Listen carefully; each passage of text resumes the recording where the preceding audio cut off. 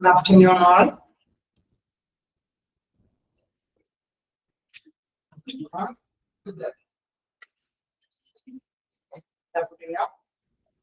Okay, can you set the voice okay or not?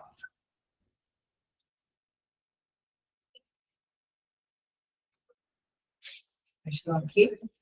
Then you know what the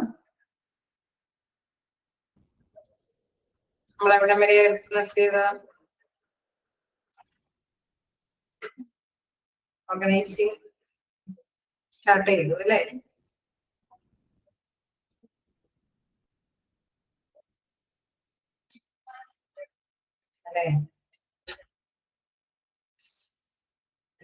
Case span of control. Yes. Okay. Span of control ഒക്കെ നമുക്ക് പറഞ്ഞു തുടങ്ങി. അപ്പൊ നമുക്ക് start ചെയ്താലോ?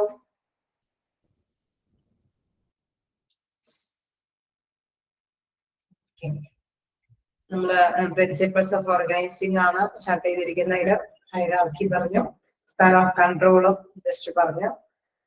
നോക്കാം. ഹൈറാർക്കി എന്ന് പറയുമ്പോൾ നമുക്കറിയാം ഡിഫറെന്റ് റാങ്ക് വെച്ചിട്ട് അല്ലെ, അവിടെ ലെവല് ടോപ്പ് ലെവൽ മുതൽ താഴെ വരെ ജീവനക്കാരുടെ ആ ഒരു ശ്രേണിയാണ് ഹൈറാർക്കി എന്ന് പറയുന്നത്. സ്പാൻ ഓഫ് കൺട്രോൾ എന്ന് പറയുമ്പോൾ നമുക്കറിയാം അവിടെ സൂപ്പർവിഷൻ നടത്തുന്നതെല്ലാം അല്ലെ ഒരു അതോറിറ്റി, അവിടെ അധികാരമുള്ള പേഴ്സൺസ് ആയിരിക്കും. അവിടെ അവർ തമ്മിലൊരു നിശ്ചിത ആക്കലം പാലിച്ചിട്ടായിരിക്കും അല്ലെ. അങ്ങനെ വരുമ്പോൾ തീർച്ചയായിട്ടും അവിടെ അത്രയും കെയർലെസ് ആയിട്ടൊന്നും അവിടെയുള്ള വർക്കേഴ്സിന് പെരുമാറില്ല. ഒരു നിശ്ചിത അകലത്തോടു കൂടിയിട്ട് അധികാരത്തോടു കൂടിയിട്ടായിരിക്കും അവരവരുടെ കൺട്രോളിംഗ് പവർ പ്രവർത്തിക്കുന്നത്.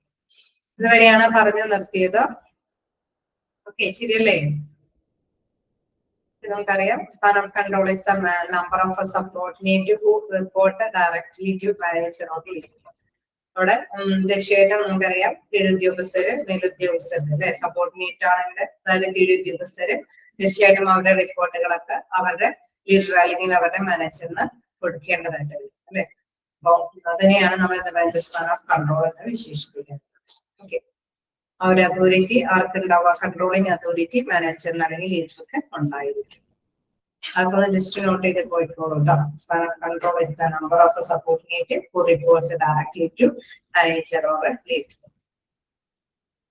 ഇനി നമുക്ക് നെക്സ്റ്റ് നോക്കാനുള്ളത് ഇന്റഗ്രേഷൻ വേഴ്സസ് ഡിസ്ഇന്റഗ്രേഷൻ. എന്താണ് ഇന്റഗ്രേഷനും ഡിസ്ഇന്റഗ്രേഷനും എന്ന് നോക്കാം. Integration brings things or people together. Integration എന്ന് പറയുമ്പോൾ നോക്കാം എന്താന്നുള്ളത്. Brings things or people together. Who won't be surprised that disintegration means things are coming apart. Integration എന്ന് പറയുന്നത് ഒന്നിച്ച് കൂട്ടിച്ചേർക്കുക അല്ലെ, ഒന്നിച്ച് കൂട്ടായിട്ട് നിൽക്കുക. പീപ്പിൾസ് ആണെങ്കിൽ കൂട്ടായിട്ട് നിൽക്കുക, വസ്തുതകളൊക്കെ ആണെങ്കിൽ കൂട്ടിച്ചേർക്കുക. അതിനെയാണ് ഇന്റഗ്രേഷൻ എന്ന് പറയുന്നത്, സംയോജിപ്പിക്കുക. ഡിസ്ഇന്റഗ്രേഷൻ എന്ന് പറയുന്നപ്പോ നമുക്കറിയാം സംയോജിപ്പിക്കുക എന്നല്ല, അത് കുറച്ചും കൂടി അല്ലെ വിശാലമായിട്ട് ഡിസ്ഇന്റഗ്രേറ്റ് വരുമ്പോ അത് വികേന്ദ്രീകരിക്കുക എന്നുള്ളതാണ് അല്ലെ. മീൻസ് വിശദീകരിക്കുക എന്നുവെച്ചാൽ അതിനെ വിവിധ ഭാഗങ്ങളാക്കി മാറ്റുക എന്നുള്ളതാണ്. എന്താണ് അതില് പ്രധാനമായിട്ടും പറയുന്നത്? എന്താണ് that disintegrate means things are coming apart. ഓരോ ഭാഗമായിട്ട് എന്താണ് അതിനെ ശിഥിലീകരിച്ച് മാറ്റുക എന്നുള്ളതാണ് disintegration. Disintegration is which one thing split into a parts or just cease to exist. Okay, നമുക്കറിയാം ആ ഒരു പാർട്ട് അതൊരു ചെറിയ ഭാഗമാണെങ്കിലും അതിനെ പ്രത്യേകമായിട്ട് വേർപെടുത്തി എടുക്കാനായിട്ടാണ് ശ്രമിക്കുന്നത്. When something is destroyed, broken up to the piece of or falls apart on its own, that's a disintegration. Okay, നമ്മൾ ചിലപ്പോൾ ഇങ്ങനെ അല്ലെ ചില കാര്യങ്ങളൊക്കെ വേണ്ടാന്ന് വെക്കും അല്ലെ. നമ്മൾ പഠിക്കുമ്പോഴൊക്കെ പ്രധാനമായിട്ട് എന്താണ് സംഭവിക്കാറ്? ഒരുപാട് പോയിന്റ്സ് പഠിക്കാന്നൊക്കെ വെച്ച് അടയാളപ്പെടുത്തുന്ന ചെയ്യും. പരീക്ഷയുടെ ടൈം ആകുമ്പോൾ എന്ത് ചെയ്യും? കുറെ പോയിന്റ്സ് ഒക്കെ കട്ട് ചെയ്തുകൊണ്ട് എങ്ങനെയെങ്കിലും അതിന് ജസ്റ്റ് ഇൻട്രൊഡക്ഷനെങ്കിലും ക്യാച്ച് ചെയ്യാൻ ശ്രമിക്കുക അല്ലെ. അപ്പൊ അത് ആ ഒരു രീതിയിൽ നമ്മളെന്ന് വെച്ചാൽ ശിഥിലീകരിച്ചാണ് അതിനെ കുറച്ച് അവസാനം കുറെയൊക്കെ വേണ്ടാന്ന് തന്നെ വെക്കും അല്ലെ. അങ്ങനെ ഉള്ള ഒരു രീതിയാണ് ഡിസ്ഇന്റഗ്രേഷൻ എന്ന് പറയുന്നത്. അപ്പൊ ഇന്റഗ്രേഷൻ എന്ന് പറയുന്നത് കൂട്ടിച്ചേർക്കുക എന്നുള്ളതാണെന്ന് മനസ്സിലാക്കി വെക്കുക. ഇനി മറ്റൊരു പദം എന്ന് പറയുന്നത് സെൻട്രലൈസേഷൻ ആൻഡ് വേഴ്സസ് ഡിസെൻട്രലൈസേഷൻ ആണ്. ഓക്കെ, സെൻട്രലൈസേഷനും ഡിസെൻട്രലൈസേഷൻ എന്ന് പറയുമ്പോൾ കേന്ദ്രീകൃതമായിട്ടുള്ള ഒരു നിർവഹണമാകാം, അതല്ലെങ്കിൽ വികേന്ദ്രീകൃതമായിട്ടുള്ള ഒരു ഇതാവാം. എന്താണെന്ന് നോക്കാം. Centralisation is a form of organisation structure where the decision making capability rest with the top management. Okay, നമുക്കറിയാം ടോപ്പ് മാനേജ്മെന്റ് ആണ് വലിയ വലിയ തീരുമാനങ്ങളൊക്കെ എടുക്കുന്നത്, ടോപ്പ് ലെവലിലുള്ള മാനേജ്മെന്റ് ആയിരിക്കും അല്ലെ. അപ്പൊ അത്തരത്തിലുള്ള കാര്യങ്ങൾ എന്ന് പറയുമ്പോൾ സെൻട്രലൈസേഷൻ നടപടികളാണ് അതൊക്കെ. എന്ന് വെച്ചാൽ കേന്ദ്രീകൃതമായിട്ടുള്ള നടപടിക്രമങ്ങൾ. A couple of hand-picked members are entitled to create a strategy, determine the goals and objectives based on which an organization will function. Okay, നമുക്കറിയാം ഒരു കുറച്ച് പേര് അല്ലെ, ഒരു കപ്പിൾ ഓഫ് ഹാൻഡ് പിക്കർ കുറച്ച് പേരൊക്കെയാണ് തീർച്ചയായിട്ടും ഈ തരത്തിലുള്ള മെയിൻ ആയിട്ടുള്ള ഡിസിഷൻ കാര്യങ്ങളൊക്കെ എടുക്കുന്നത്. അത് ലക്ഷ്യം നേടിയെടുക്കാൻ വേണ്ടിയിട്ടുള്ള, അതിനെ ബേസ് ചെയ്തിട്ടുള്ള കുറച്ച് സ്ട്രാറ്റജിക് ആയിട്ടുള്ള തീരുമാനങ്ങളൊക്കെ ആയിരിക്കും എടുക്കുന്നത്. അത് മേൽത്തലത്തിലുള്ള വ്യക്തികളൊക്കെ തന്നെ അല്ലെ, അവരുടെ സെൻട്രലൈസ്ഡ് ആയിട്ടുള്ള അതോറിറ്റി ആയിരിക്കും അത്തരത്തിലുള്ള തീരുമാനങ്ങളൊക്കെ എടുക്കുന്നത്. Decentralisation is another form of organisation structure. ഇത് ഓർഗനൈസേഷന്റെ മറ്റൊരു ഘടനയാണ് പറയുന്നത്. That functions by delegating decision making capabilities to multiple teams across geographies. അതായത് ഈ ഡിസിഷൻസ് അല്ലെ, ഈ അധികാരങ്ങളെല്ലാം, ഈ അധികാരം പങ്കിടല്ല, അത് ഒരുപാട് ടീമുകൾക്കൊക്കെ പങ്കിട്ട് കൊടുത്തിട്ടാണ് നമ്മളിത് കാര്യനിർവഹണങ്ങളൊക്കെ എടുക്കുന്നത്. സെൻട്രലൈസ് ചെയ്തിരിക്കുന്ന തീരുമാനങ്ങളൊക്കെ എങ്ങനെയാണ് നമ്മൾ നടപ്പാക്കിയെടുക്കുക, ഡിസെൻട്രലൈസേഷൻ നടത്തിയത്. ഡിസെൻട്രലൈസേഷൻ എന്ന് പറഞ്ഞാൽ താഴെത്തട്ടിലുള്ള ഓരോ തലത്തിലുള്ള വ്യക്തികൾക്കൊക്കെ ആ ഒരു തീരുമാനങ്ങൾ എടുക്കാനുള്ള അധികാരങ്ങളൊക്കെ അല്ലെ, അവരവരുടേതായിട്ടുള്ള അവരുടെ ആ ഒരു, ഇപ്പൊ നമുക്കറിയാം ഒരു ബ്രാഞ്ച് ഒക്കെ ആണെങ്കിൽ ടോപ്പ് ലെവലിലുള്ള തീരുമാനങ്ങൾ എടുത്തിട്ട് ഓരോ ബ്രാഞ്ച് മാനേജേഴ്സിനൊക്കെ ഏൽപ്പിച്ച ബ്രാഞ്ച് മാനേജേഴ്സിന്റെ അണ്ടറിലായിരിക്കും അവരുടേതായിട്ടുള്ള തീരുമാനങ്ങളൊക്കെ അല്ലെ, അവരുടെ കൺട്രോളിങ്ങിലായിരിക്കും ബാക്കിയുള്ള കാര്യങ്ങളൊക്കെ എടുക്കുന്നത്. അപ്പൊ അത്തരത്തിലുള്ള ഡിസെൻട്രലൈസേഷനും ഇതിൽ വരുന്നു. സെൻട്രലൈസേഷൻ എന്ന് പറയുന്ന മെയിൻ ആയിട്ടുള്ള തീരുമാനങ്ങളൊക്കെ എടുക്കുമ്പോൾ സെൻട്രലൈസേഷൻ എന്ന് പറഞ്ഞാൽ വികേന്ദ്രീകരണം, അവരെ കൊണ്ടൊക്കെ ചെയ്യിപ്പിച്ചെടുക്കാനുള്ള തന്ത്രങ്ങളൊക്കെ തീരുമാനങ്ങളൊക്കെയാണ് നടപ്പാക്കിയെടുക്കുന്നത്. ദ യൂണിറ്റി ഓഫ് കമാൻഡ്, മറ്റൊരു പ്രിൻസിപ്പിൾ എന്ന് പറയുന്നത് യൂണിറ്റി ഓഫ് കമാൻഡ് ആണ്. അപ്പൊ അതിൽ യൂണിറ്റി ഓഫ് കമാൻഡ് എന്ന് പറയുമ്പോൾ എന്താണ്, ഒരാള് മാത്രം കമാൻഡ് ഇറക്കാനുള്ളൂ. ഈ പറഞ്ഞ മാത്രമേ തന്നെ അവരുടെ ബ്രാഞ്ച് മാനേജറിനെ അനുസരിക്കണം, അല്ലെങ്കിൽ മറ്റൊരു ഡിപ്പാർട്ട്മെന്റിലായിട്ടുള്ള എന്തെങ്കിലും വ്യക്തികളുണ്ടെങ്കിൽ അവരെ അനുസരിക്കണം, അങ്ങനെ ഏറ്റവും ടോപ്പ് ലെവലിൽ അവരെ അനുസരിക്കണം. അങ്ങനെയല്ല, കമാൻഡിങ് ഓർഡർ ചിലപ്പോൾ ഒരു വ്യക്തികൾക്ക് മാത്രമായിരിക്കും. It is a classical principle of management theory in which each employee only respond to one supervisor. എല്ലാ എംപ്ലോയിയും ആരോട് മാത്രമാണ് റെസ്പോണ്ട് ചെയ്യേണ്ട ആവശ്യമുള്ളൂ, സൂപ്പർവൈസറിനോട് മാത്രം അല്ലെ, അവരോട് മാത്രം റെസ്പോണ്ട് ചെയ്യേണ്ട ആവശ്യകതയുള്ളൂ. അങ്ങനെ വരുമ്പോഴാണ് അത് യൂണിറ്റി ഓഫ് കമാൻഡ് ആയിട്ട് മാറുന്നത്. Okay, it's a classical principle, അതൊരു ക്ലാസിക്കൽ ആയിട്ടുള്ള പ്രിൻസിപ്പൽ മാനേജ്മെന്റ് ആണ്. അതിൽ പറയുന്നത് എന്താണ്, which each employee only respond to one superior അല്ലെ, സൂപ്പർവൈസർ, സുപ്പീരിയർ അല്ല സൂപ്പർവൈസർ, ഒരു സൂപ്പർവൈസറേ ഉള്ളൂ ഓരോ എംപ്ലോയിക്കും അല്ലെ. ആ എംപ്ലോയി അത് അത്തരത്തിലുള്ള എംപ്ലോയിനോട് മാത്രം, ആ സൂപ്പർവൈസറിനോട് മാത്രമാണ് എന്താണ് കടപ്പാടുള്ളൂ, റെസ്പോണ്ട് ചെയ്യേണ്ടതുള്ളൂ, അവർക്ക് റിപ്പോർട്ട് സമർപ്പിക്കേണ്ടതുള്ളൂ. ഓക്കെ, എന്തെങ്കിലൊക്കെ കിട്ടിയാ? എന്താണ് ഇന്റഗ്രേഷനും ഡിസ്ഇന്റഗ്രേഷനും മനസ്സിലായോ?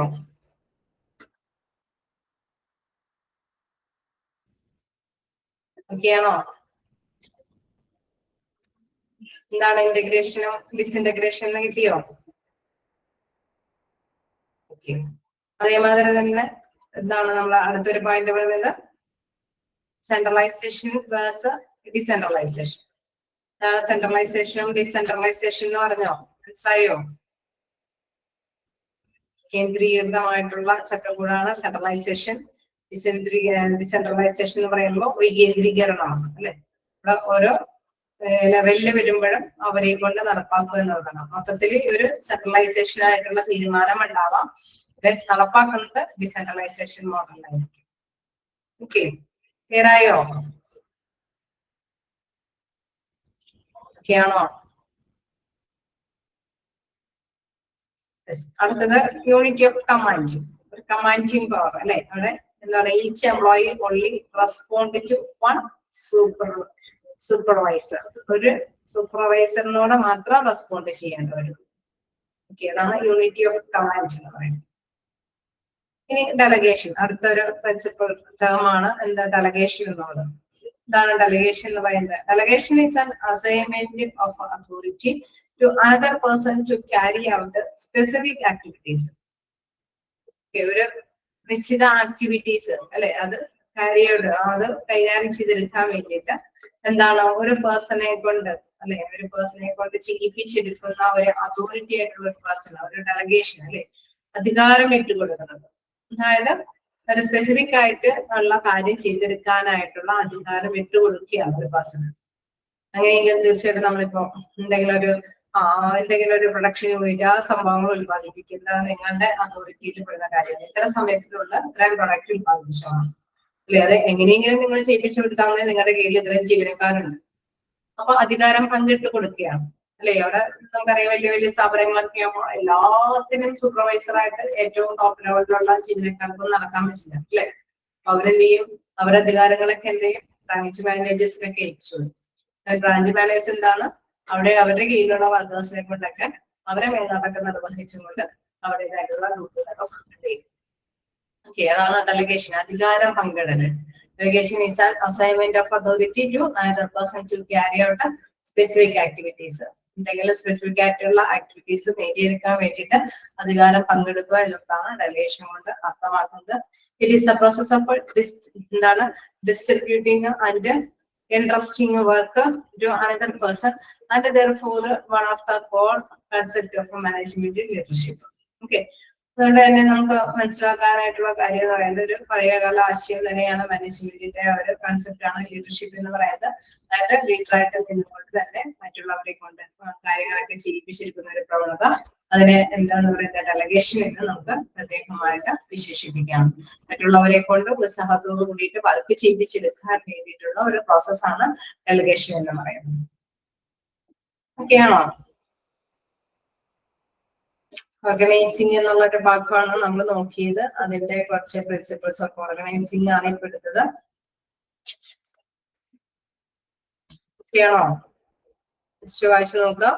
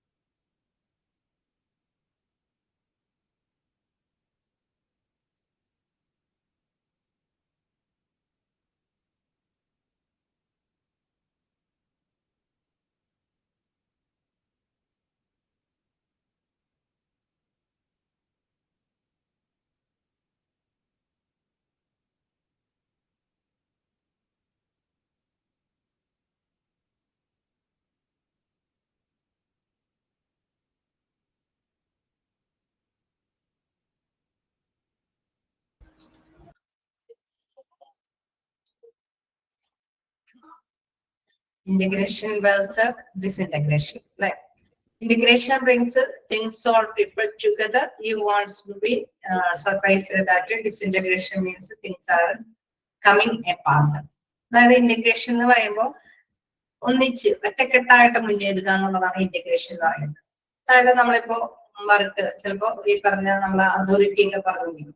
അപ്പൊ അധികാരം ഒരു കേന്ദ്രത്തിൽ നിന്ന് അധികാരം വരുന്നു, ആ അധികാരം താഴെയുള്ള ജീവനക്കാരെ നടപ്പാക്കി അത് ഒന്നിച്ച് നിന്നിട്ട് അവര് മൂച്ചി ചെറിയ ചെറിയ ബിസിനസ് സ്ഥാപനമൊക്കെ ആണെങ്കിൽ നമുക്കറിയാം ഒരുപാട് പേർക്ക് വേണ്ടിയിട്ട് അധികാരം വിട്ടുകൊടുക്കുക അല്ലെ. അവിടെ ഒരു സ്റ്റാഫ് ഉണ്ടാവുള്ളൂ, അധികാരം കൈമാറുന്ന നിൽക്കില്ല. അദ്ദേഹത്തിന് കീഴിലുള്ള ഉദ്യോഗസ്ഥരെ കൊണ്ട് അത് നടപ്പാക്കി ഒന്നിച്ച് നിന്ന് ഓർഗനൈസേഷന്റെ ലക്ഷ്യം നേടിയെടുക്കാൻ ശ്രമിക്കുന്നു. ഡിസിന്റഗ്രേഷൻ എന്ന് പറയുമ്പോൾ നമുക്കറിയാം അത്രയല്ല, അതല്ല, അത് ശിഥിലീകരിച്ചിട്ട് അല്ലെ എന്താണോ ലക്ഷ്യം അതിനെ പാർട്ടാക്കിയിട്ട് മാറ്റുന്നു. ചിലപ്പോൾ വേണമെങ്കിൽ ചില കാര്യങ്ങളൊക്കെ ഒഴിവാക്കി പോകേണ്ടതായിട്ട് വരും. അതാണ് നെക്സ്റ്റ് സെന്റൻസിൽ പറയുന്നത്. അവിടെയാണ് നിങ്ങൾക്ക് ഒരു കൺഫ്യൂഷൻ വരുന്നത്. Disintegration is when one thing is split into part or just cease to exist. When something is destroyed, broken up to pieces or falls apart on its own, that's a disintegration.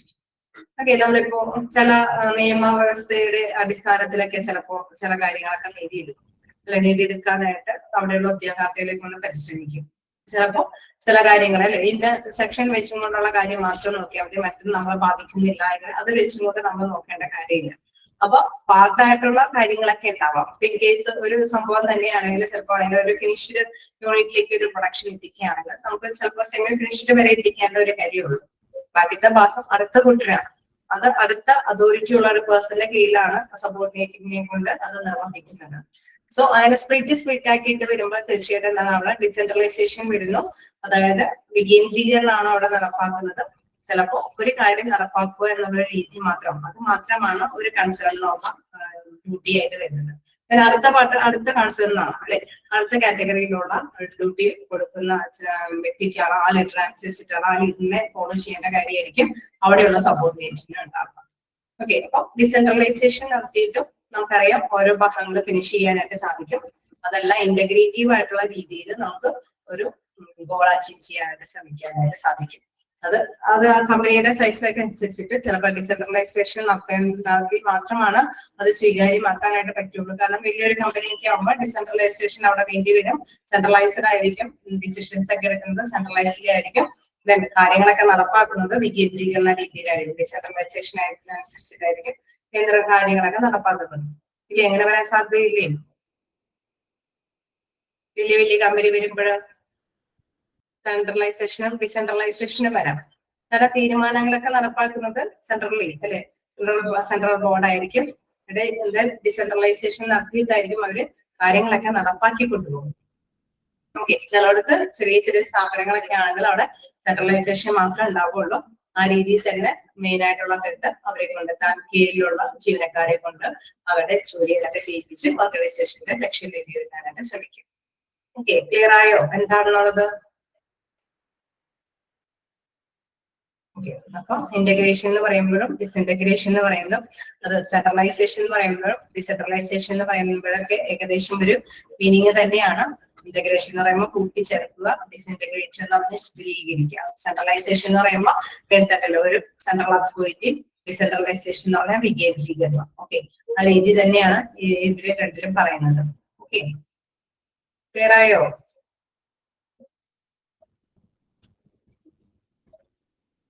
ണോ? നമ്മളപ്പോ ഇനി next നോക്കാനുള്ളത് സ്റ്റാഫിംഗിലേക്കാണ്. അവിടെ unit of command ഒക്കെ ഒന്ന് ആ principle ഒന്ന് നോക്കി വെച്ചേര്. Only respond to one supervisor. Okay, ഡെലഗേഷനും അവിടെ ഇത് പറയുന്നുണ്ട്. It is the process of distributing and entrusting work to another person and therefore one of the core concept of management leadership. മറ്റൊരു പേഴ്സണെ കൊണ്ട് വർക്ക് ചെയ്യിപ്പിക്കാനായിട്ടുള്ള അധികാരങ്ങൾ അല്ലെ. It's A process of distributing, അവർക്ക് വിതരണം ചെയ്ത് കൊടുക്കുകയാണ്. മറ്റുള്ളവരെ കൊണ്ട് വർക്ക് ചെയ്യിപ്പിക്കാനായിട്ടുള്ള അധികാരങ്ങൾ വിട്ടുകൊടുക്കുകയാണ്. വലിയ ഓർഗനൈസേഷനൊക്കെ ആകുമ്പോൾ സെൻട്രലൈസ്ഡിൽ തന്നെ അധികാരം പിടിച്ചു വെക്കാൻ പറ്റില്ല അല്ലെ. അവര് തീരുമാനങ്ങളൊക്കെ എടുപ്പാക്കാൻ മാത്രമേ പറ്റുള്ളൂ. ബാക്കി മറ്റുള്ളവരെ കൊണ്ട് അധികാരം വിട്ടുകൊടുക്കേണ്ടതായിട്ട് വരും. അവരുടേതായിട്ടുള്ള ഡിപ്പാർട്ട്മെന്റില് അവരെന്ത് ചെയ്യും, അവരുടെ കീഴിലുള്ള ഉദ്യോഗസ്ഥരെ കൊണ്ട് കാര്യങ്ങളൊക്കെ ചെയ്യിപ്പിക്കാനായിട്ടുള്ള അധികാരം, ആ ഫ്രീഡം ആ ഒരു ഡിപ്പാർട്ട്മെന്റിന്റെ തലവനൊക്കെ വിട്ടുകൊടുക്കേണ്ടതായിട്ട് വരും. ഓക്കെ, അതാണ് അധികാരം, ഡെലിഗേഷൻ എന്ന് പറയുന്നത്, അധികാരം പങ്കിട്ട് കൊടുക്കുന്നത്. ഓക്കെ, ക്ലിയർ അല്ലേ? അപ്പൊ ഘടന പല രീതിയിലുണ്ടെന്ന് മനസ്സിലാക്കി വയ്ക്കുക. സെൻട്രലൈസേഷൻ നടത്തി നമുക്ക് കാര്യങ്ങൾ നേടിയെടുക്കാൻ സാധിക്കും. അതേപോലെ തന്നെ ഡിസെൻട്രലൈസേഷൻ നടത്തി കാര്യങ്ങൾ നേടിയെടുക്കാൻ സാധിക്കും. അതിന്റെ തന്നെ മറ്റൊരു പാർട്ടാണ് ഇന്റഗ്രേഷനും ഡിസെൻട്രഗ്രേഷനും. യൂണിറ്റി ഓഫ് കമാൻഡ് എന്നൊക്കെ പറയുമ്പോൾ സെൻട്രലൈസ്ഡുള്ള രീതി തന്നെയാണ്. അതായത് ഒരു കമാൻഡിങ് ഓഫീസർ അല്ലെ, അതിന് കീഴിൽ നമ്മള് എന്താണ് നിങ്ങൾ എന്തായാലും അടുത്ത മൊഡ്യൂളിലൊക്കെ വരുമ്പോൾ ഇതിന്റെയൊക്കെ തന്നെ കുറച്ച് ഭാഗങ്ങൾ കൂടി പഠിക്കും. ഓക്കെ, യൂണിറ്റ് ഓഫ് കമാൻഡിന്റെ പ്രത്യേകതയൊക്കെ പറയും. അതായത് ആർമി ഉദ്യോഗസ്ഥർക്കൊക്കെ തീർച്ചയായിട്ടും നമുക്കറിയാം ഒരു കമാൻഡിങ് പവർ ആയിരിക്കും അല്ലെ. കമാൻഡർ എന്താണ് പറയുന്നത് അതെല്ലാം എല്ലാവരും പട്ടാളക്കാരും അനുസരിക്കേണ്ടതായിട്ട് വരും അല്ലെ.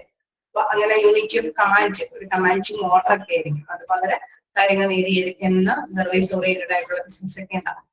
ഡെലഗേഷൻ എന്ന് പറയുമ്പോൾ അധികാരം വിട്ടുകൊടുക്കുന്ന ഒരു രീതിയാണ്. മറ്റുള്ളവരെ കൊണ്ട് വർക്ക് ചെയ്യിപ്പിച്ചുകൊണ്ട് കാര്യങ്ങൾ നേടിയെടുക്കാനായിട്ടുള്ള അധികാരങ്ങൾ മേൽത്തട്ടിലുള്ള ജീവനക്കാര് വിട്ടുകൊടുക്കുന്ന ഒരു രീതിയാണ്.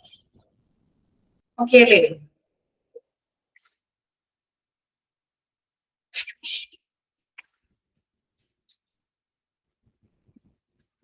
ഓക്കെ, നമുക്ക് നെക്സ്റ്റ് സ്റ്റാഫിംഗിലേക്ക് പോകാം. ക്ലിയർ ആണല്ലോ? ഓക്കെ, എല്ലാം ഒന്ന് ജസ്റ്റ് മനസ്സിലാക്കി വെക്കുക. പലതരത്തിലുള്ള സ്ട്രക്ചർ ഉണ്ട്, ഘടനയുണ്ടെന്നുള്ള കാര്യം മനസ്സിലാക്കി വെക്കുക. ഓരോ സ്ഥാപനത്തിനും അനുയോജ്യമായിട്ടുള്ള ഘടനയായിരിക്കും ഓരോ സ്ഥാപനം എടുക്കുന്നത്. അതിന്റെ വലുപ്പവും സൈസ് അനുസരിച്ച് അല്ലെ, അതിന്റെ ആ ഒരു രീതിയൊക്കെ അനുസരിച്ചിട്ടുള്ള സ്വഭാവ രീതിയൊക്കെ അനുസരിച്ചിട്ടായിരിക്കുള്ളൂ ഈ അധികാരങ്ങളൊക്കെ പങ്കിട്ടെടുക്കുന്നത്. നോക്കുക, സ്റ്റാഫിംഗ് എന്നുള്ളത് എന്താണെന്ന് നോക്കുക. അക്കോർഡിംഗ് ടു അല്ലെ അവിടെ പറയുന്നത് managerial function of staffing involves managing the organization structure through proper and effective selection, appraisal and development of a person to fill the roles designed and the structure. Staffing. Okay. Staffing involves കുറച്ച് കാര്യങ്ങൾ പറയുന്നുണ്ട് താഴേക്ക്. ഇതൊക്കെ തന്നെയാണ് ഇതിൽ ഒറ്റയടിക്ക് പറയുന്നത്. എന്താണെന്നുള്ളത് നോക്കാം. Managerial function of staffing involves managing the organisation structure through proper and effective selection. അല്ലെ, നമ്മളിപ്പോ ഘടന പലതരത്തിലുണ്ട് എന്ന് പറഞ്ഞു അല്ലെ. അതിപ്പോ സെൻട്രലൈസ്ഡ് ആയിട്ടുള്ള ഘടന ഉണ്ടാവാം, ഡിസെൻട്രലൈസ്ഡ്, ഡെലഗേഷൻ ഓഫ് അതോറിറ്റി നമ്മൾ പറഞ്ഞു, യൂണിറ്റ് ഓഫ് കമാൻഡ് എന്നൊക്കെ പറഞ്ഞു. അപ്പൊ എഫക്റ്റീവ് ആയിട്ടുള്ള ഒരു സെലക്ഷൻ നടത്തിക്കൊണ്ട് മാനേജ്മെന്റിന്റെ ഫംഗ്ഷൻ, മാനേജറിയൽ ആയിട്ടുള്ള ഫംഗ്ഷൻ അത് എല്ലാം തന്നെ നല്ല രീതിയിൽ നിർവഹിച്ചു കൊണ്ടുപോകുക അല്ലെ. ആ ഘടന ഏതാണോ, ഏറ്റവും പ്രോപ്പർ ആയിട്ടുള്ള ഘടന ഏതാണോ അത് അനുസരിച്ചിട്ട് നമ്മൾ എന്താണ് ഒരു സ്റ്റാഫുകളെ ക്രമീകരിക്കുന്ന ഒരു രീതിയാണ് മാനേജറിയൽ ഫംഗ്ഷൻ, അതായത് സ്റ്റാഫിംഗ് എന്ന് പറയുന്നത്. അപ്പൊ മാനേജറിയൽ ഫംഗ്ഷൻ എന്ന് പറയുന്നത് ഈ പറയുന്ന താഴെ പറയുന്ന ഇപ്പൊ ഒരുപാട് എന്തായാലും നമുക്കറിയാം ഒരു എഫക്റ്റീവ് ആയിട്ടുള്ള ഒരു കാര്യങ്ങൾ ചെയ്യണമെങ്കിൽ നല്ല രീതിയിൽ അവിടെ ഒരു പങ്ക് നിർവഹിക്കേണ്ടതുണ്ട് അല്ലെ. ഏതൊരു ഓർഗനൈസേഷന്റെയും മേൽത്തട്ടിലുള്ള ലീഡേഴ്സിനൊക്കെ അവരവരുടെ റോള് നല്ല രീതിയിൽ നിർവഹിക്കേണ്ടതുണ്ട് അല്ലെ. Person to fill the roles designed and the structure. Okay, structure അനുസരിച്ച് ഘടനയ്ക്ക് അനുസരിച്ചിട്ട് ഒരു പേഴ്സണല് അവരുടെ റോള് നിർവഹിക്കേണ്ടതുണ്ട്. ഡിസെൻട്രലൈസ്ഡ് ആയിട്ടുള്ള ഒരു രീതിയാണ്, സ്ട്രക്ചർ ആണ് കൊടുക്കണമെങ്കിൽ ബ്രാഞ്ച് മാനേജർ അദ്ദേഹത്തിന്റെ കീഴിലുള്ള ഉദ്യോഗസ്ഥരെ കൊണ്ട് പണികൾ ചെയ്യിപ്പിക്കേണ്ടതുണ്ട്. ഇല്ലേ, വേണ്ടി വരില്ലേ?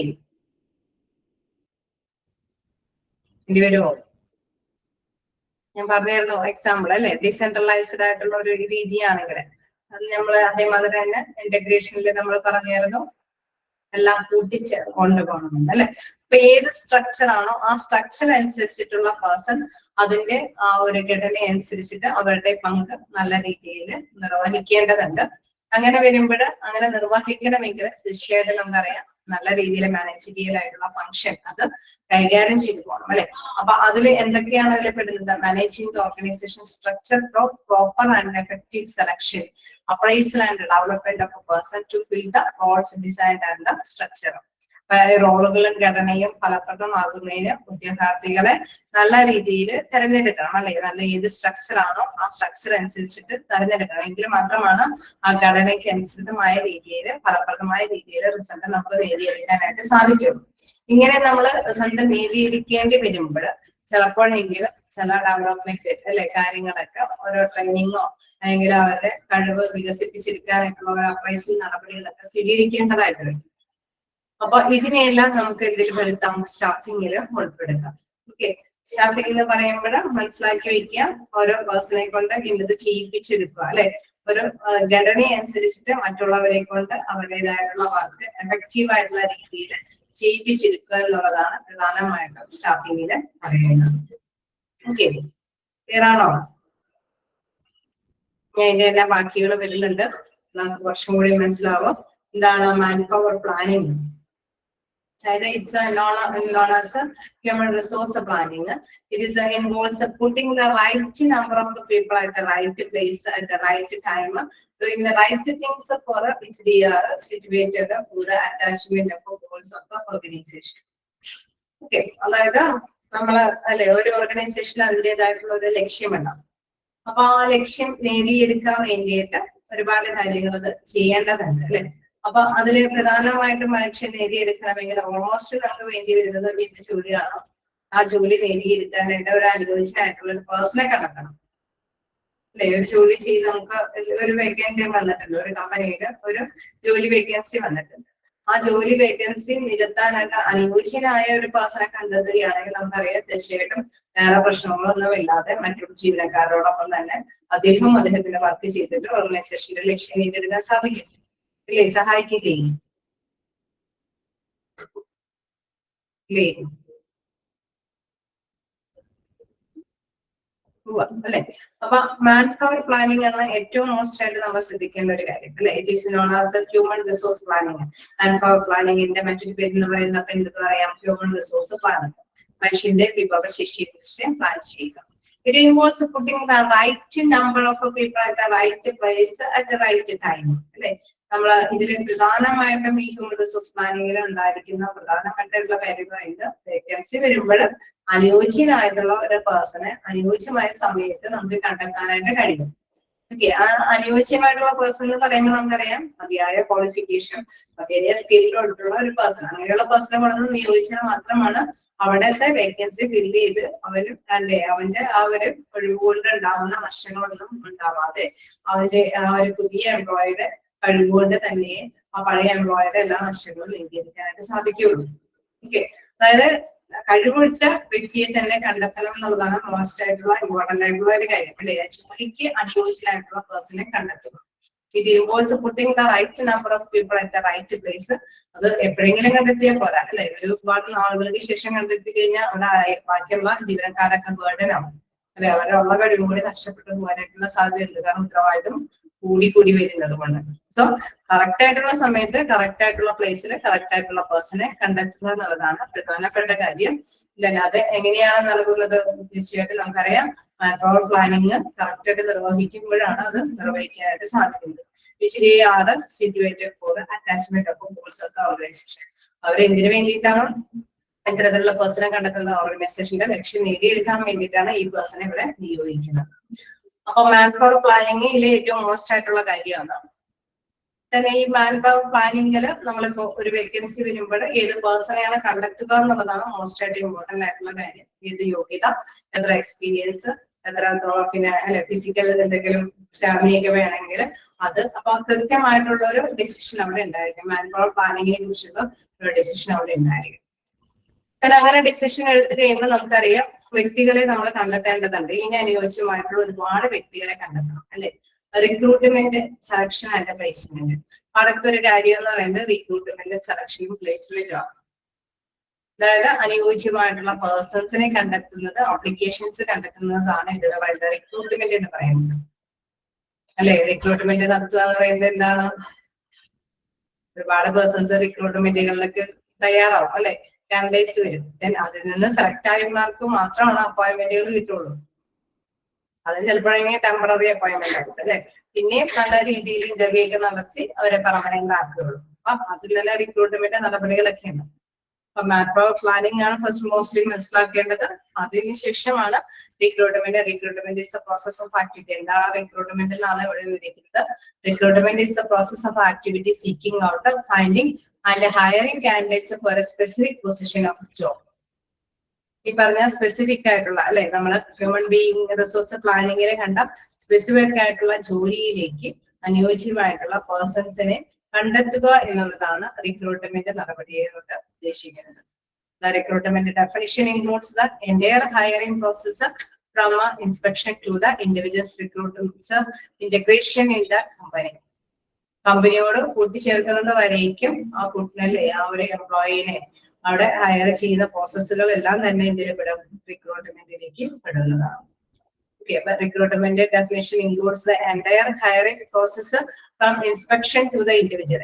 ഇൻഡിവിജ്വലിനെ നമുക്കറിയാം ഇൻസ്പെക്ഷൻ നടത്തുക എന്നൊക്കെ പറയുമ്പോൾ തീർച്ചയായിട്ടും എന്താണ് അവിടെ റിക്രൂട്ട്മെന്റ് കഴിഞ്ഞതിന് ശേഷം സെലക്ഷൻ നടപടികളൊക്കെ നടക്കുന്നുണ്ട് അല്ലെ. അതിനുശേഷം കമ്പനിയിലേക്ക് കൂട്ടിച്ചേർക്കുന്നവരേക്കുള്ള കാര്യങ്ങളെല്ലാം റിക്രൂട്ട്മെന്റ് കാര്യത്തിലാണ് പെടുന്നത്. The process of identifying and hiring applications for the filling the vacancies in the organization is called selection. അപ്പൊ എന്താണ് സെലക്ഷൻ എന്ന് പറയുന്നത്?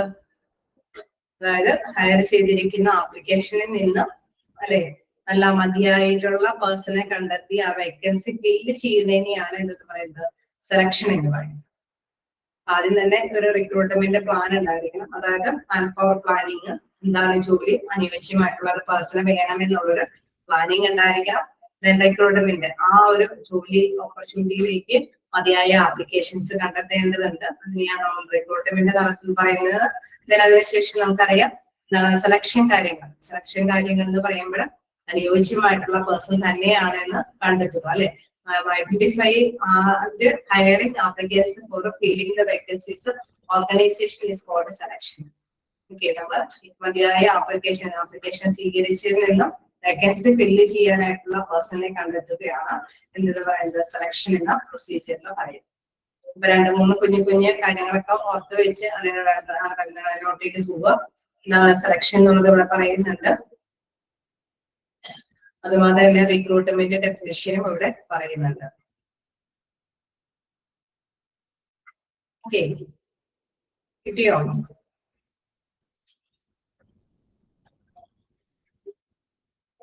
വീണ്ടും ഒരു പ്ലേസ്മെന്റിന്റെ കാര്യം കൂടി ഇവിടെ പറയുന്നുണ്ട്. അത് നമ്മൾ നോക്കാം. The process of assigning a specific job to each one of the selected candidates is called placement. Okay, അതായത് കൃത്യമായിട്ട് സ്പെസിഫിക് ജോലിയിലേക്ക് നിയമിച്ചിരിക്കുന്ന പ്രോസസ്സ് അല്ലെ, അതിനെ നമ്മൾ എന്ത് പറയുന്നത് each one of the selected candidates is called. ഏത് അല്ലെ ഓരോ പോസ്റ്റിലേക്ക് നമുക്കറിയാം അനുയോജ്യമായിട്ടുള്ള പേഴ്സൺസിനെ അവരെ സ്പെസിഫിക് ആയിട്ടുള്ള ജോലിക്ക് അനുയോജ്യമായിട്ടുള്ള പേഴ്സൺസിനെ സെലക്ട് ചെയ്യുന്നുണ്ട്. ആ സെലക്ട് ചെയ്ത് അല്ലെ അവിടെ ആ കാൻഡിഡേറ്റിനെ നിയമിക്കുന്നതിനെയാണ് എന്ത് പറയുന്നത് പ്ലേസ്മെന്റ് എന്ന് പറയുന്നത്. Process of assigning a specific job to each one of the selected candidates is called placement. Select ചെയ്തിരിക്കുന്ന ഓരോ കാൻഡിഡേറ്റിനെയും സ്പെസിഫിക് ആയിട്ടുള്ള ജോബിലേക്ക് നിയമിക്കുന്നതിനെയാണ് എന്തെന്ന് പറയുന്നത് പ്ലേസ്മെന്റ് എന്ന് പറയുന്നത്. കിട്ടിയോ? 3-4 പോയിന്റ്സ് ഒക്കെ ഒന്ന് ജസ്റ്റ് നോട്ട് ചെയ്യാം.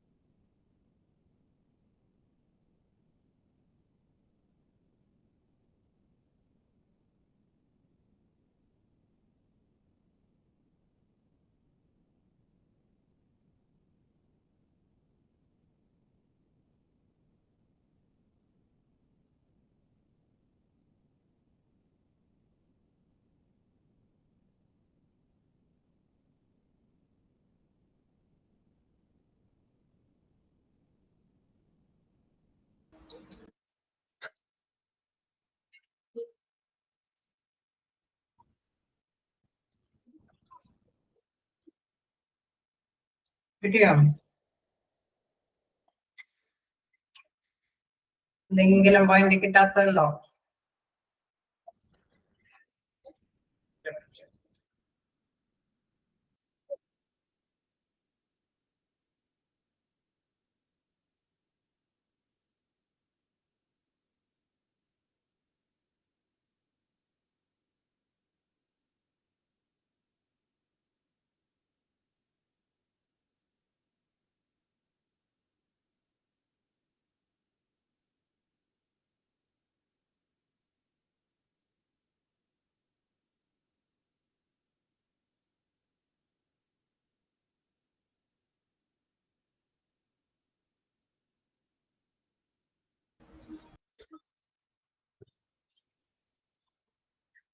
ഓക്കെ, ഇനി നമുക്ക് അടുത്ത ഭാഗത്തേക്ക് പോകാം. റിക്രൂട്ട്മെന്റ്, സെലക്ഷൻ ആൻഡ് പ്ലേസ്മെന്റ് കഴിഞ്ഞു. ഇനി ട്രെയിനിങ് ആൻഡ് ഡെവലപ്മെന്റ്. അപ്പൊ ഒരു ചെറിയ ചെറിയ കാര്യമാണെങ്കിലും അതെല്ലാം നോട്ട് ചെയ്യുന്നുണ്ടോ? എന്താണ് റിക്രൂട്ട്മെന്റ്, എന്താണ് സെലക്ഷൻ, എന്താണ് പ്ലേസ്മെന്റ്, അറിയാവുന്നതായിരിക്കും നമ്മൾക്ക്. അറിയാവുന്ന ദൈനംദിനമായിട്ടുള്ള കാര്യങ്ങളാണ്. ഇനി ട്രെയിനിങ്ങും ഡെവലപ്മെന്റും എന്താണെന്ന് നോക്കാം. Training and development refer to educational activity within a company created to enhance the knowledge and skills of employees while offering information and instruction on how to better perform a specific task. Okay, ഒരു ജോലി ഏൽപ്പിച്ചു കൊടുക്കുമ്പോൾ തീർച്ചയായിട്ടും നമുക്കറിയാം academic qualification ഒക്കെ ആയിട്ട് അല്ലെ, അത്യാവശ്യം ഫ്രഷേഴ്സ് ഒക്കെ വന്നു കഴിഞ്ഞാൽ അവർക്ക് ചിലപ്പോൾ വേണമെങ്കിൽ പ്രാക്ടിക്കലി നോളജ് കുറവായിരിക്കും അല്ലെ, അങ്ങനെ ഉണ്ടാവാനായിട്ടുള്ള സാധ്യതയില്ലേ?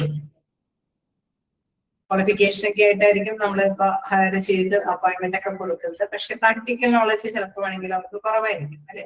അങ്ങനെ വരുമ്പോഴെന്താണ്, ആ പേഴ്സൺസിന് കുറച്ച് എക്സ്പീരിയൻസുകൾ കൊടുക്കണം അല്ലെ, ഒരു ട്രെയിനിങ് കൊടുക്കണം. അതാണ് അവിടെ ഉദ്ദേശിക്കുന്നത്.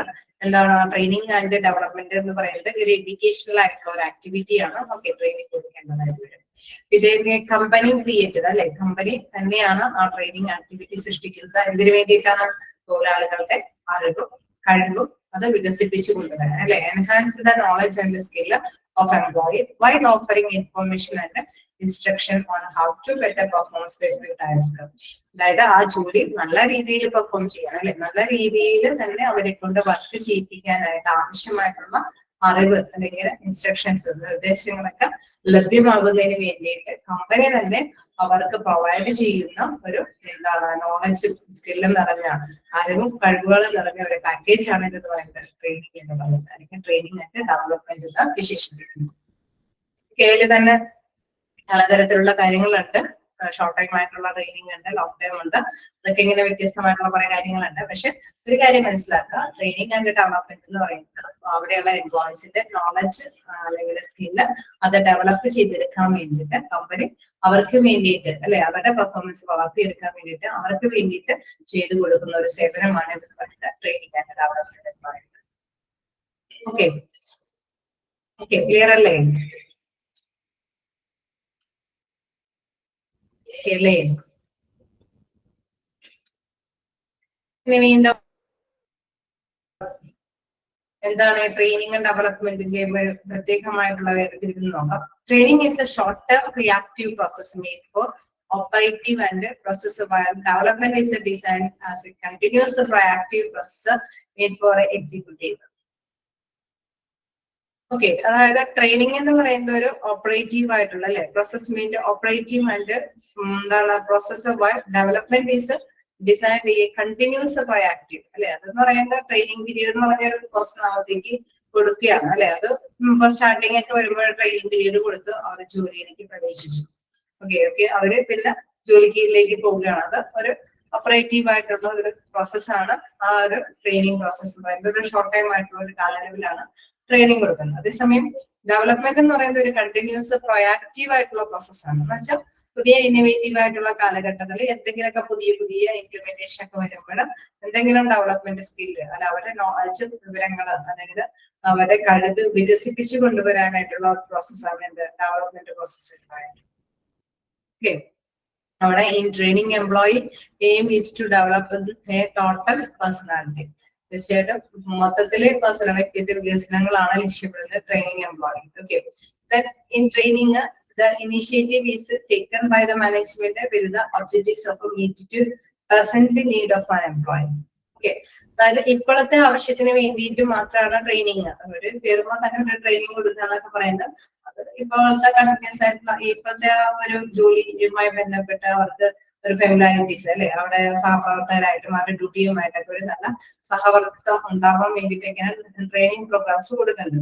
Development initiative is taken by individual with the objective to meet the future need of an employee. സമയം ഡെവലപ്മെന്റ് എന്ന് പറയുമ്പോൾ പുതിയൊരു അല്ലെ ചലഞ്ച് വരുമ്പോഴും അതിനെ ഓവർകം ചെയ്യാനായിട്ട് ചിലപ്പോൾ അവിടെയുള്ള തൊഴിലാളികൾക്ക് ചില പുതിയ കഴിവുകളൊക്കെ അല്ലെ 2-3 ദിവസത്തേക്ക് പ്രോഗ്രാംസ് ഒക്കെ അറ്റൻഡ് ചെയ്ത് അവിടെ പുതിയ ഇംപ്ലിമെന്റ് ചെയ്യുന്ന എന്തെങ്കിലും അല്ലെ നൂതന സ്കില്ലുകൾ അത് ഡെവലപ്പ് ചെയ്തെടുക്കാനായിട്ട് എന്തെങ്കിലും ഒരു മെഷീൻ സ്ഥാപിക്കുന്നുണ്ടെങ്കിൽ അത് കൈകാര്യം ചെയ്ത് കൊണ്ടുപോകാനായിട്ടുള്ള പ്രത്യേകമായിട്ടുള്ള കഴിവ് നേടിയിരിക്കുന്നതിനൊക്കെ വേണ്ടിയിട്ടാണ് ഡെവലപ്മെന്റ് പ്രോഗ്രാം സംഘടിപ്പിച്ചു കൊടുക്കുന്നത്. ഓക്കെ, അപ്പൊ അതുകൊണ്ട് തന്നെ അതെന്താണ്, എന്ത് പ്രോസസ്സാണ്, റിയാക്റ്റീവ് ആയിട്ടുള്ള ഒരു പ്രോസസ്സാണ്. മറ്റേത് എന്ത് പ്രോസസ്സാണ്, ട്രെയിനിങ് എന്ന് പറയുന്നത് ഒരു ഓപ്പറേറ്റീവ് ആയിട്ടുള്ള പ്രോസസ്സാണ്. ഓക്കെ, ക്ലിയർ അല്ലേ?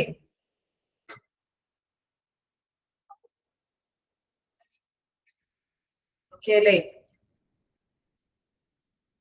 പ്രസന്റ് നീഡ്സ് കൈകാര്യം ചെയ്യുന്നതിന് വേണ്ടിയിട്ടാണ് ട്രെയിനിങ് പ്രവർത്തിക്കുന്നതെങ്കിൽ മറ്റേത് എന്താണ്, ഫ്യൂച്ചർ നീഡും കൂടി കൺസിഡർ ചെയ്യാൻ വേണ്ടിയിട്ടാണ് എന്താണ് അവിടെ എന്താണ് പ്രൊയാക്റ്റീവ് ആയിട്ടുള്ള പ്രോസസ് ആയിട്ട് ഡെവലപ്മെന്റ് അവിടെ പ്രവർത്തിക്കുന്നത്. അതായത് ഡെവലപ്മെന്റ് പ്രോസസ്സിലൂടെയാണ് അവർ അത്തരത്തിലുള്ള നോളജ് നേടിയെടുക്കുന്നത്. ക്ലിയർ അല്ലേ? ജസ്റ്റ് നോട്ട് ചെയ്യുക എന്താണ് ഓപ്പറേറ്റീവ്, പ്രൊയാക്റ്റീവ് അല്ലെ, ആ ഒരു വേർഡൊക്കെ നിങ്ങൾ കൃത്യമായിട്ട് തന്നെ നോട്ട് ചെയ്ത് പഠിക്കുക. അതെല്ലാം മീനിങ് അനുസരിച്ചിട്ടുള്ള മീനിങ് എല്ലാം ക്യാച്ച് ചെയ്ത് വെക്കുക.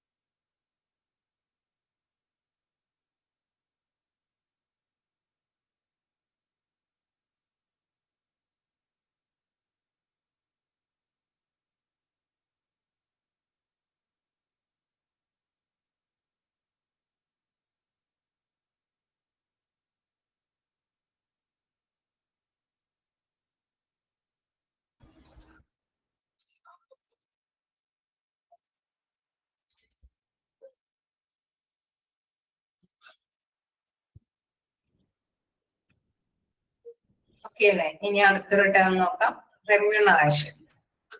എന്താണ് റെമ്യൂണറേഷൻ എന്ന് പറയുന്നത്? Remuneration is the payment or compensation received for service or employment.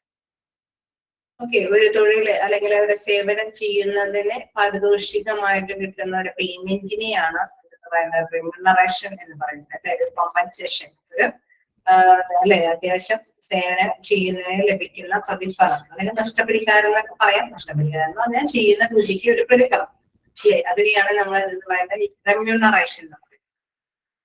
Base salary and any bonus or other economic benefits that an employee or executive receives during employment falls under remuneration. Okay, remuneration കീഴിൽ നമ്മൾ ലഭ്യമാക്കുന്ന ഒരു കാര്യങ്ങളുണ്ട്. നമുക്കറിയാം, മാസം മാസം അവരുടെ salary അല്ലെ, അവർ ജോലി ചെയ്യുന്നതിന് പ്രതിഫലമായിട്ടുള്ള ശമ്പളം അല്ലെങ്കിൽ ബോണസിലേക്ക് എന്താണ് അത്തരത്തിലുള്ള സാമ്പത്തികമായിട്ടുള്ള ബെനിഫിറ്റ്സുകളെയാണ് എന്തെന്ന് പറയുന്നത്, റെമ്യൂണറേഷൻ എന്ന് പറയുന്നത്.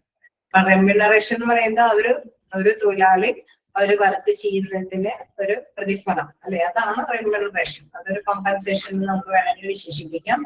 ഓക്കെ, ഇൻ കേസ് സാലറി എന്ന് പറയുന്നത്, ബോണസ് എന്ന് പറയുന്നത് എക്കണോമിക് ആയിട്ടുള്ള ബെനിഫിറ്റ് ആണ്. അത് അവര് വർക്ക് ചെയ്യുന്നതിന് അല്ലെ, that an employee for executive receive during employment for under remuneration. അവര് വർക്ക് ചെയ്യുന്നതിന് വേണ്ടിയിട്ടാണ് ആ ഒരു അല്ലെ ആ ഒരു റെമ്യൂണറേഷൻ അവിടെയുള്ള എംപ്ലോയി കൈപ്പറ്റുന്നത്. ഓക്കെ, എന്താണ് റെമ്യൂണറേഷൻ എന്ന് നിങ്ങൾ നോട്ട് ചെയ്തിട്ടുണ്ടാവൂലേ? ഓക്കെ, റെമ്യൂണറേഷൻ ഓക്കെ അല്ലേ?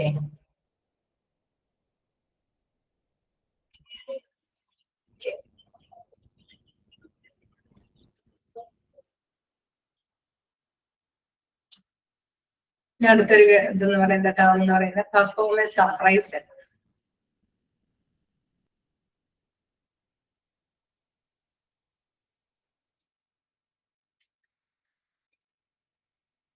പെർഫോമൻസ് അപ്രൈസൽ പറയാലോ. The performance appraisal refers to the regular review of an employee's job performance and overall contribution to the company.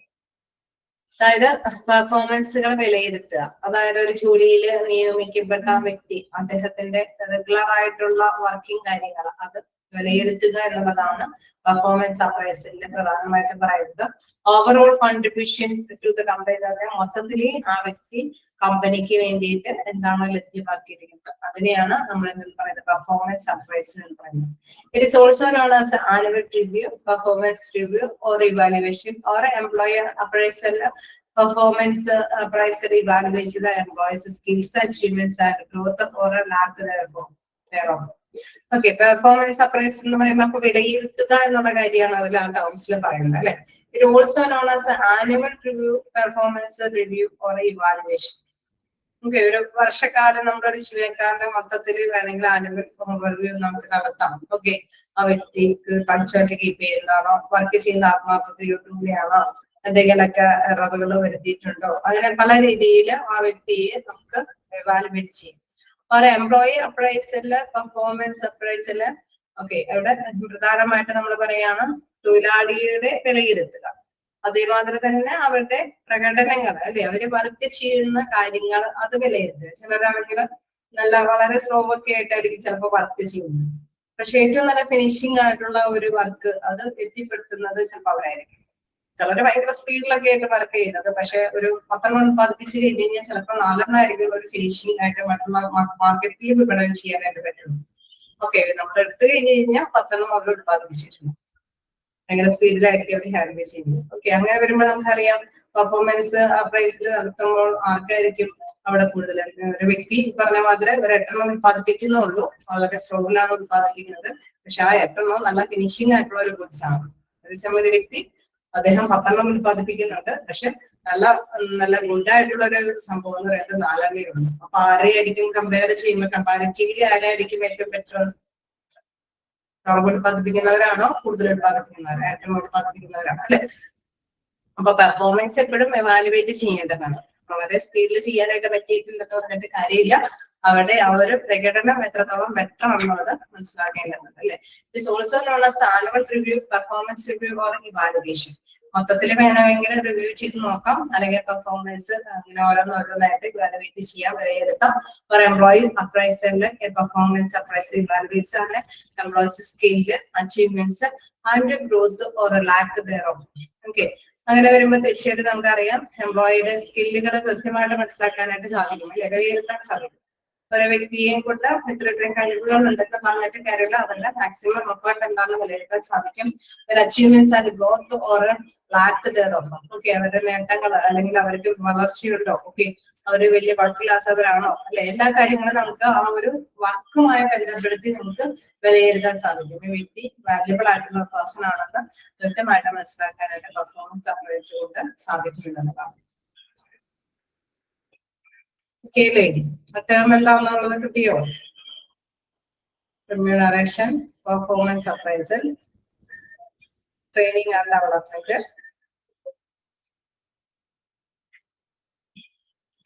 എല്ലാം ഓക്കെയാണ് അല്ലെ, ചെറിയ ചെറിയ ടേമുകളൊക്കെ ആണെങ്കിലും ഓക്കെയാണ്. ഏതെങ്കിലും ഡൗട്ട് ഉണ്ടോ?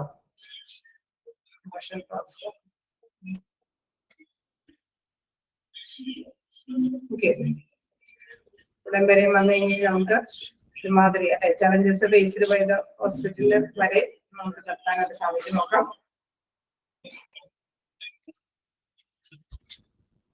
പെർഫോമൻസ് അപ്രൈസൽ എന്താണെന്ന് മനസ്സിലായോ? വിലയിരുത്തുക.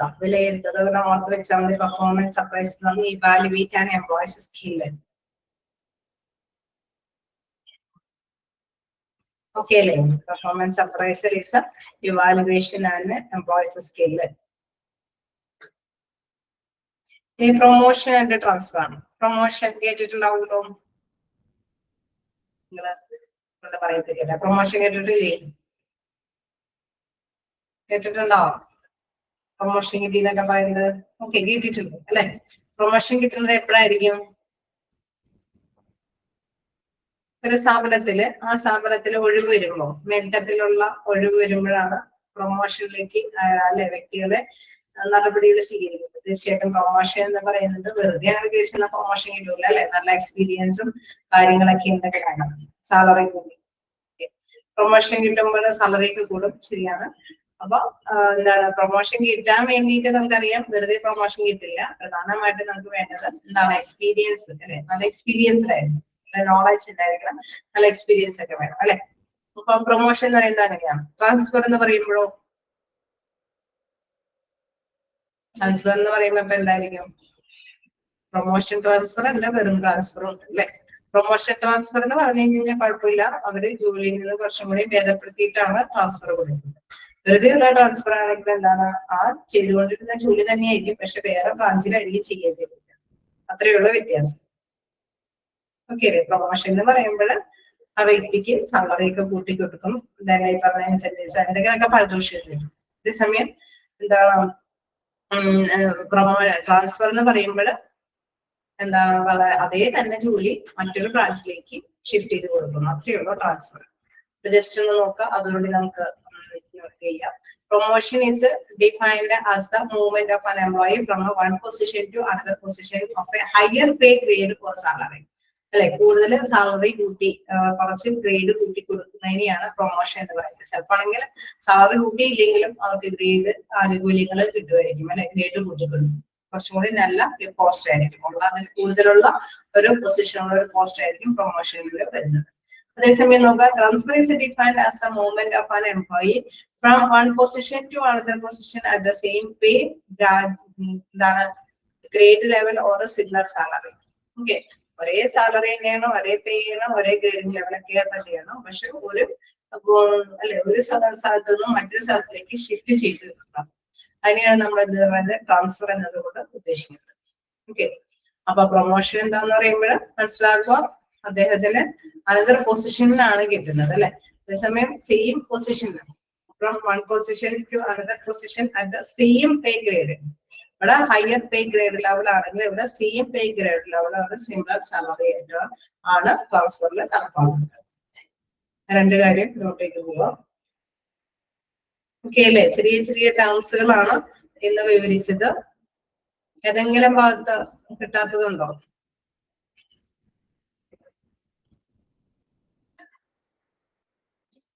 അൺമ്യൂട്ട് ആക്കിയിട്ടുണ്ട്. ഓക്കെയാണ്.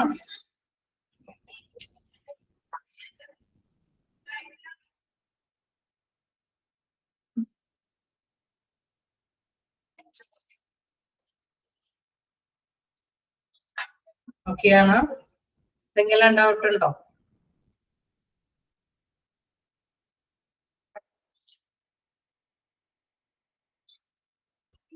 എന്തെങ്കിലും ഡൗട്ട് ഉണ്ടെങ്കിൽ ചോദിക്കാം കേട്ടോ, അത്യാവശ്യമൊന്നുമില്ല. ഓക്കെയാണ്. ഓക്കെ ബൈ, അപ്പൊ നമുക്ക് നെക്സ്റ്റ് ക്ലാസ്സിൽ കാണാം. Okay, thank you.